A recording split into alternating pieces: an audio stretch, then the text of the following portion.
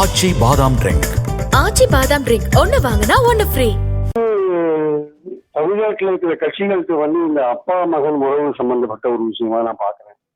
அதாவது பாமக எப்படி டாக்டர் ராமதாஸ் அவர்களுக்கும் டாக்டர் அன்புமணி அவர்களுக்கும் உள்ள அந்த பிரச்சனையை போல அந்த மாதிரியான ஒரு பிரச்சனையா தான் இதை பாக்குறேன். அதிமுக காலப்போக்கில் எந்த ஒரு நோக்கத்துக்காக அது ஆரம்பிக்கப்பட்டதோ அந்த நோக்கத்திலிருந்து அது நழுவி கிட்டத்தட்ட திமுகவோட அது கிட்டத்தட்ட கூட்டணி அமைப்பு 3 தேர்தல்களாக அது வெற்றியை பார்த்து கொண்டு இருக்க ஒரு அணியா இருக்கிறத பார்க்கிறோம். அதே மாதிரி திமுக தான் ராஜ்யசபா வேகன்சியை வைகோ அவர்களுக்கு கொடுத்திருக்கிறார்கள். திமுக தான் திருச்சி பாராளுமன்ற தொகுதியில கூட்டணி வேட்பாளராக அவர் நியமித்திருக்கிறார். இந்த சூழலை பார்க்கும்போது திமுக எந்த நோக்கத்துக்காக மதிமுக கூட்டப்பட்டதோ அந்த நோக்கம் நிறைவேறாத ஒரு நிலையில் திமுகவுடன் நெருக்கமாக இருக்கிறார். ஓகே, அது காலத்தின் கட்டாயமாக கூட இருக்கலாம். ஆனால் அந்த கட்சி என்பது எதிர்பார்த்த அளவு ஒரு வளர்ச்சி இல்லாமல் இடையில் வைகோ அவர்களுக்கு உடல்நலம் சரியில்லாமல் கொஞ்சம் ஒரு தேக்க நிலை இருந்ததை நம்ம பார்த்தோம். அதே மாதிரி பாத்தீங்கன்னா நிறைய பேர் மதிமுக சாமி போன்றவர்கள் வெளியிருக்கிறத நம்ம பார்க்கிறோம். வெவ்வேறு வட்டங்கள்ல ஒன்றிய அளவுல கீழே கிராம அளவுல கூட மதிமுக கிளைகள் முன்பு இருந்தது போல இப்போது கிடையாது. கட்சி மிகவும் கரைந்திருக்கிறது என்று உண்மை. மேல இருக்கிற வைகோ அவர்களுக்கும் வைகோ மகன் அவர்களுக்கும் எம்பி பதவி இருக்கிறது என்பது மட்டும் உண்மை.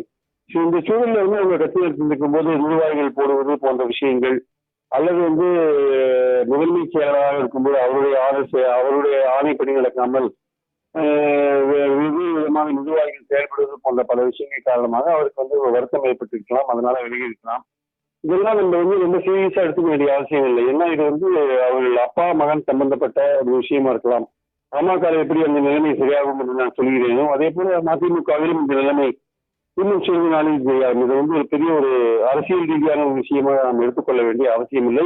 வரப்போற தேர்தலில் மதிமுக திமுகவுடன் தான் கூட்டணி சேர்ந்து போட்டியிடும். அதில் எந்த விதமான மாற்றமும் கிடையாது.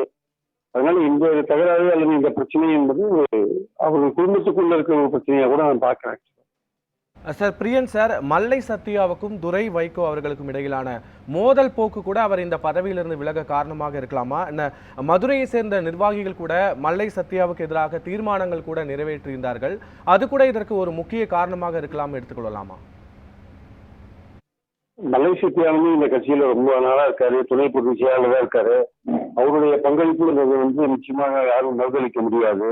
ஒரு வைகோவோட தொடர்ந்து பயணப்பட்டுக் கொண்டிருக்கிறார். பல்வேறு நிர்வாகிகள் மதிமுக விலகிய போது மல்லை சத்யா தொடர்ந்து பயணித்துக் கொண்டிருக்கிறார்.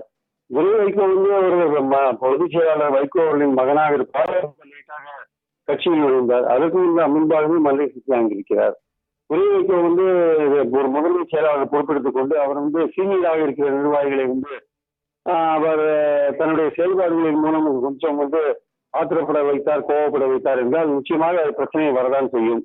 மூத்த நிர்வாகிகளை மதிப்பு செயல்பட வேண்டிய அவசியம் வைகோ துரை வைகோவுக்கு இருக்கிறது.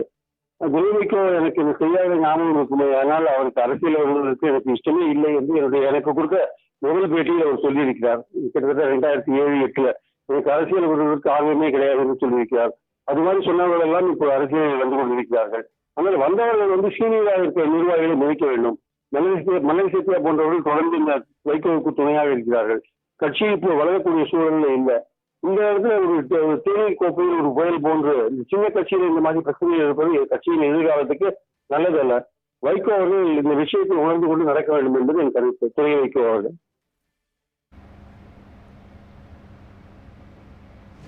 இணைப்பில் உங்களுடைய கருத்துக்களை பதிவு செய்தமைக்கு நன்றி சார்.